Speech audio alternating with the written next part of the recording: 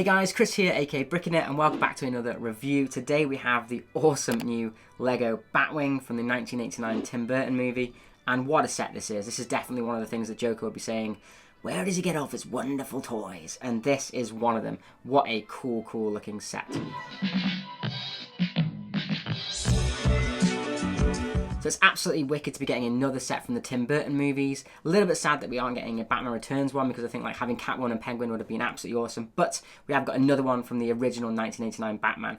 And initial impressions, you can just see how absolutely massive this set is. I'm finding it really difficult to actually show it on the camera as it is right now. So I'm going to go to the other camera to show you more of the in-depth details on this set. So you can firstly see how big the wingspan is of this set. And actually, if you didn't realise, this is actually a similar width to the Millennium Falcon, which is absolutely ridiculous if you think how big that set is if you've seen it in stores and you're finding it hard to see how big this set is. But it has really nice curvature on the wings over here. Now, a lot of people have pointed out that they don't like these kind of angles that come in here, these sharp bits. And yes, I can see for people that you know, are a little bit OCD that is a really annoying bit to have. But the model is so big that it actually doesn't look that bad in real life. But this is actually done by having two elastic bands. There's an elastic band in here, an elastic band in here, which wraps them around. And then there's a few clicky kind of the robotic arms that click it in so that it allows it to have that nice curvature, which I just think is a really clever use of those pieces. And I really do like the greebling on the top of these wings.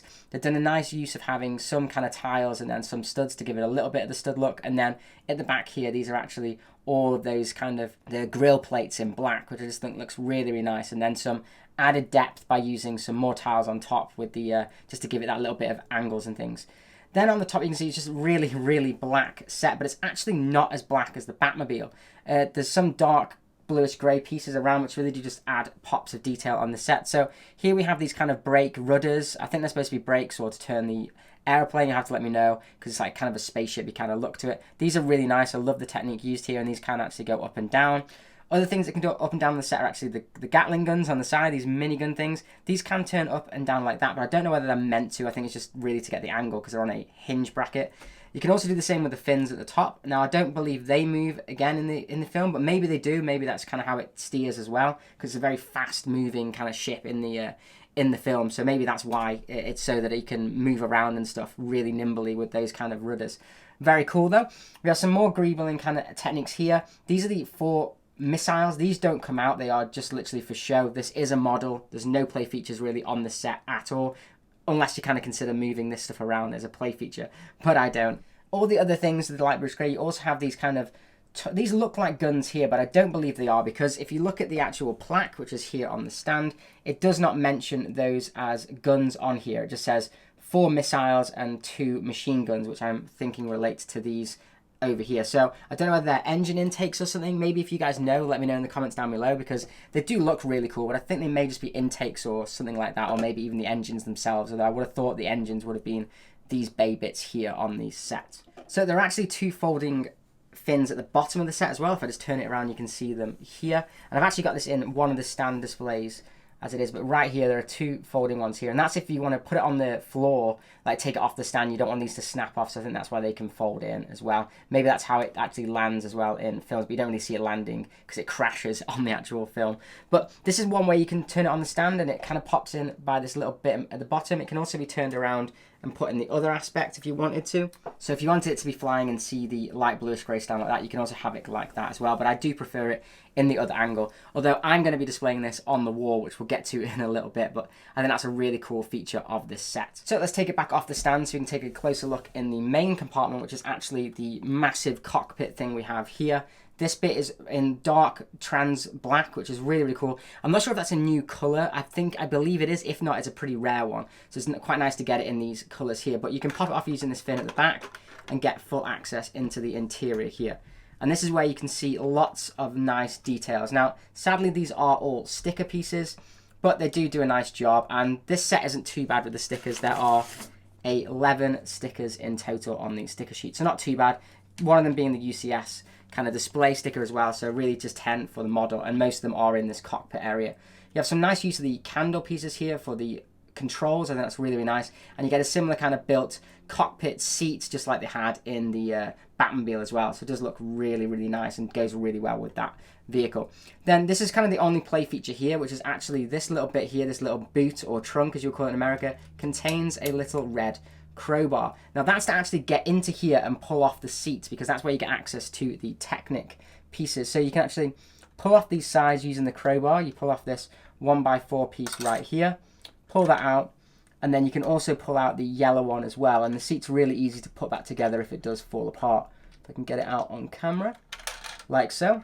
And there you can see there you have access to the Technic piece right there to hang it on the wall. Then once you've got it hung on the wall and straightened, you can easily put the seat back together just by popping it all back in. So we can pop this yellow piece right here back in here, as well as the two sides of the seat, that, and then you just put the tile back over the top. Really, really cool. I really like how they've done that, and I think it's really, really clever how they've actually implemented that so well into this set. So we can put the crowbar back in the trunk here, close that down, and then it's very easy just to pop the cockpit glass back over the top and have it all nicely displayed. And it just does look absolutely epic. I mean, you can really see here the symbol of the Batman coming through, which obviously is where Tim Burton got the aesthetics for this vehicle from. I just think it looks absolutely incredible. And that's why I'm going to have this displayed on the wall, because if you just look how amazing that looks like that, it's absolutely incredible. So let's put this back on the stand and let's take a look at the minifigures. So the minifigures are probably the most controversial part of the set and are the things that people kind of got annoyed about, because I think the Batwing everyone really, really likes. However,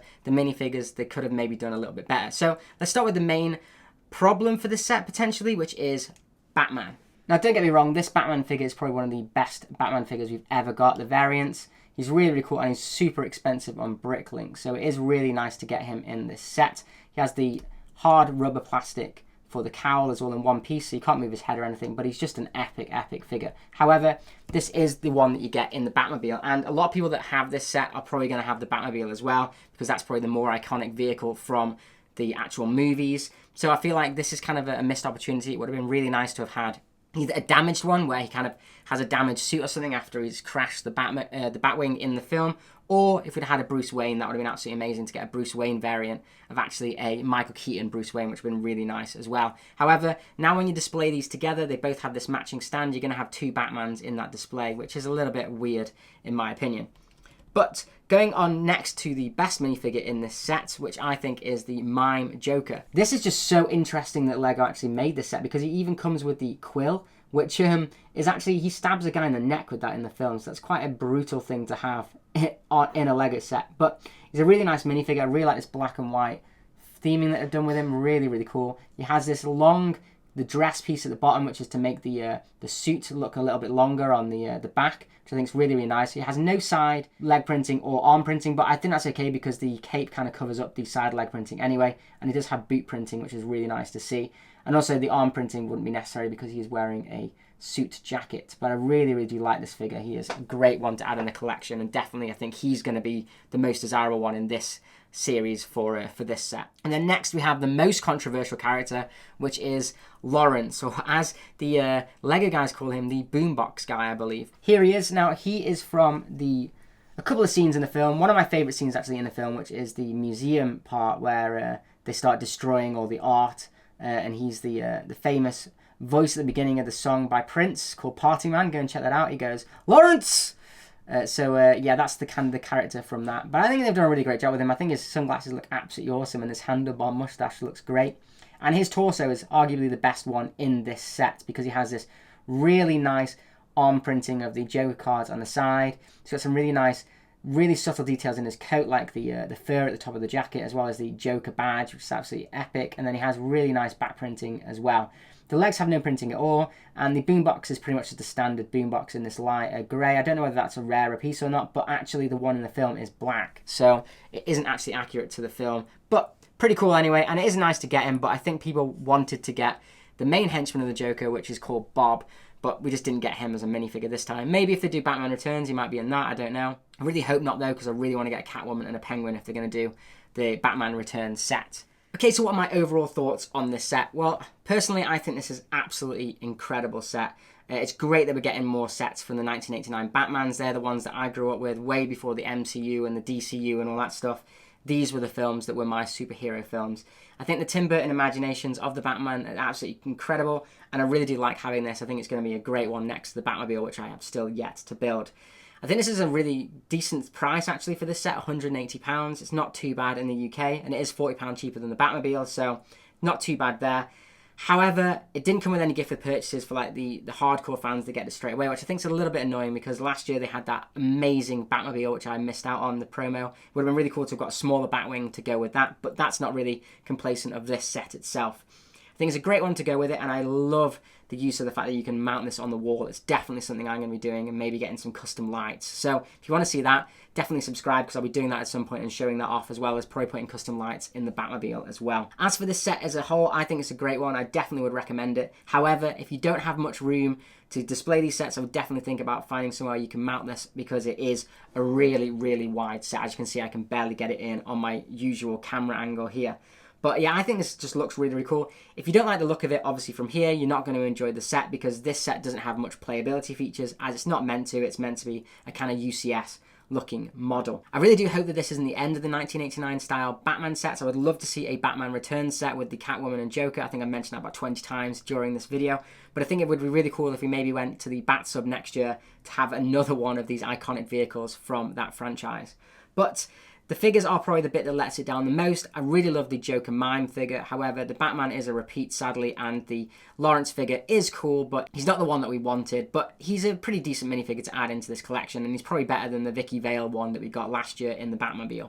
So would I suggest picking this up at full price? Like I said, I think £180 is okay. However, I know some people actually managed to get this on double VIP because it went live 30 minutes before it's supposed to when the double VIP happened. So amazing for you guys that managed to get that. I think this is a great price as it is, but getting another like 10% off this set is another fantastic one. Like I said, there were no gifts for purchase for this set, so you probably could wait a little bit, see if there are any double VIPs going, or whether this set kind of gets reduced maybe in a third-party store like John Lewis or somewhere like that. But however, I do think if you got this set day one, I don't think you're going to be disappointed. I think it's a great looking set, and definitely one that is going to be pride of place in my collection for a long, long time. So that's it for my review of the Batwing. Let me know in the comments down below what your thoughts are on it and whether you're going to be picking up this bad boy. If you enjoyed this video, then please give it a like, because it really does help out the channel. And if you enjoy any of the other content, then how about subscribe, because I do pretty much a LEGO video every single day. And I just want to say a massive thank you for everyone that tuned into the live stream of me building this. It was pretty hard to do on screen with it being really dark set. However, had so many people watching it. It's absolutely fantastic. It's definitely my most watched live stream to date, so that is awesome to see that. But as always, have an absolute awesome day. If you enjoyed the vid, then if you haven't already, please like and subscribe, as it really helps out the channel. And as always, keep bricking it.